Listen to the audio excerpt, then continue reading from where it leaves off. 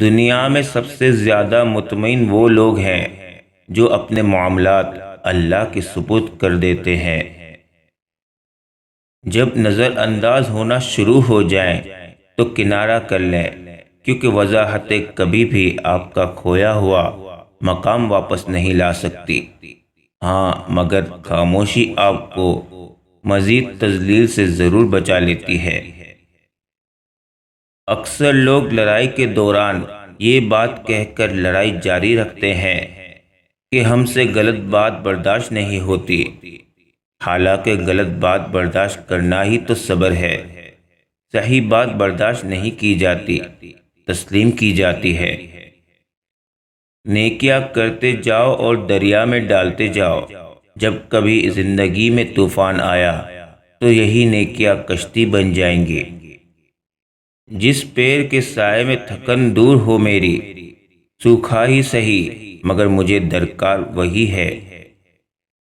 دل سے معاف کر دینا دنیا کی سب سے بڑی خیرات ہے، اور اللہ کو یہ خیرات سب سے زیادہ پسند ہے۔ آپ دوسروں کو معاف کرتے چلے جاؤ، اللہ آپ کے درجے بلند کرتا چلا جائے گا۔ توبہ کی مہلت ملنا بھی اللہ کا ایک بہت بڑا احسان ہے۔ اختلاف اپنی جگہ، اخلاق اپنی جگہ۔ جہاں تعریف کرنی ہو وہاں بڑے بڑے چپ ہو جاتے ہیں، اور برائی کرنے کے لیے گونگے بھی بول پڑتے ہیں۔